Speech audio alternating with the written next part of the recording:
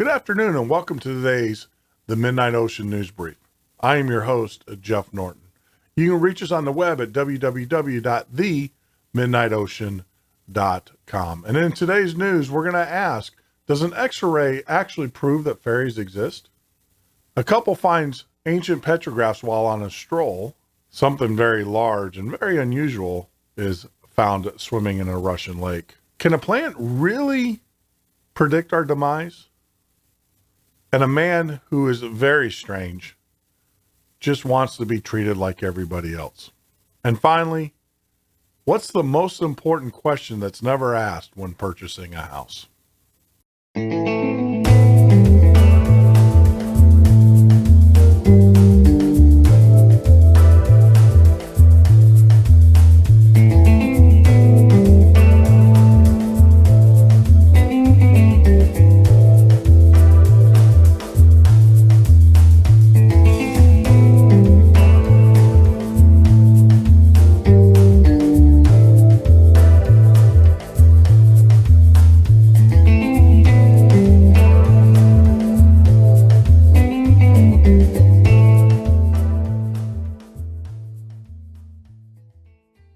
So in our first story, we talk about, does an X-ray actually prove that fairies exist? So Jaime Maussan show, L.A. Marazzi, I can never pronounce that name correctly, says that he has captured and done extensive research in X-ray research on a winged creature that has been kept confidential for years. Is it real or is it a masterful fake is the question.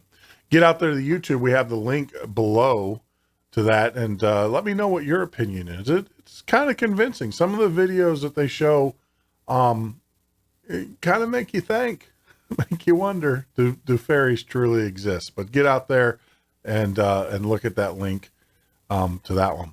Have you ever been walking in the woods or along the beach and came across something very strange or peculiar? Well, that's exactly what happened to a Fort Worth, Texas couple as they were walking along the beach in Hawaii.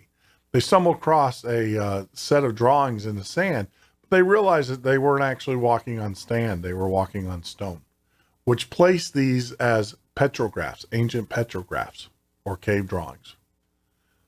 Scientists have linked them to, or dated them to, over 400 years old. That's pretty amazing. It's a pretty cool discovery. I guess my question is do they get the rights to them, or are they turned over to the state of Hawaii? But you can read that article as well in our descriptions. All of the stories that we talk about, I'll let you know, you can actually see in the descriptions below. Our third story today comes from the weirdreport.org. While kayaking in a lake in Russia, Mikhail Nenarokov, apologize, spotted some violent ripples in the otherwise placid lake. Now, in this case, the gentleman had a camera. He actually filmed it from three separate angles. You know, he got up to about 20 meters before he said, to be honest, I was a little bit afraid, and decided to stay within 20 meters of it. And that's exactly, if you go out there and see the video, you'll see what we're talking about. It's pretty disturbing. Don't know what it is.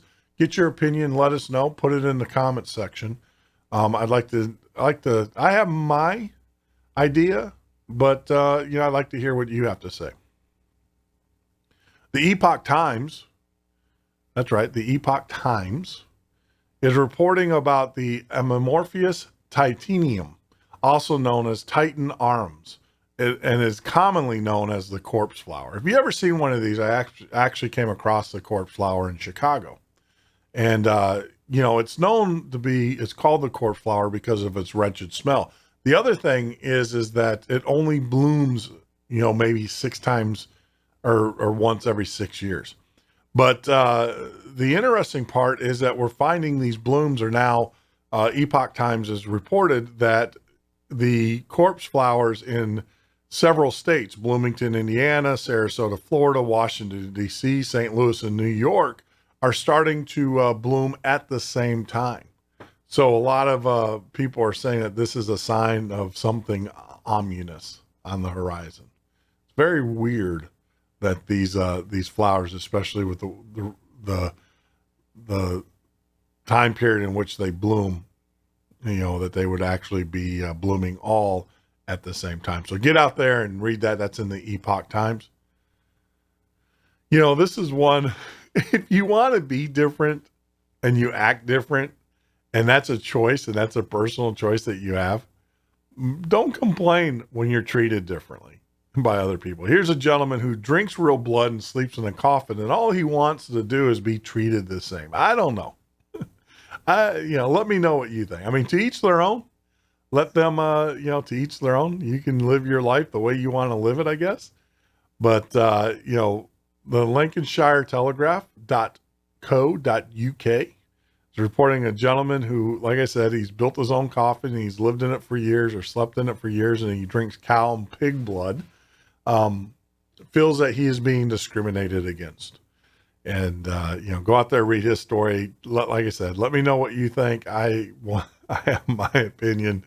It is what it is. Like, you have the right to live your life the way you want to, but when you're living outside of normality, you should expect a little bit of criticism. I'm just saying, put your big boy pants on and get on with life. So the Vancouver Sun, this is a very interesting story. It's the first question, or the least most asked question, but I feel it's the most important question when purchasing a house. Is the house haunted? Yeah. I know that there's some states that don't require it, but do give that option of the seller disclosure. There are some rules in that if a buyer asks if a house is haunted, the seller has to divulge that. It's state by state. Here in the United States is a little bit different. I know that this story is written by Vancouver Sun, so I don't know what the laws are in Canada, but I do know that there are some laws here in the United States. But I would say that is probably the most important question. A foundation you can fix, walls you can rebuild, tile you can replaster, paint you can repaint, landscaping you can replant. But if a house is haunted and you hear those magic words, get out, I'm telling you, it's time to leave. There is no exorcism or whatever they want to do that's going to make me personally, Jeff Norton, want to stay in that house. And I've lived in haunted houses and I have that experience. And I will tell you, it is not something that you want to do. So you've been listening to the Midnight Ocean daily newscast of the crazy, strange, and bizarre. If you like the newscast, please make sure you give us a thumbs up. If you don't like it, give us a thumbs down. That's okay too. We appreciate the feedback. Leave your comments, leave your suggestions. If you'd like a story to be featured on the show, let us know. We try to get these out by 1 p.m.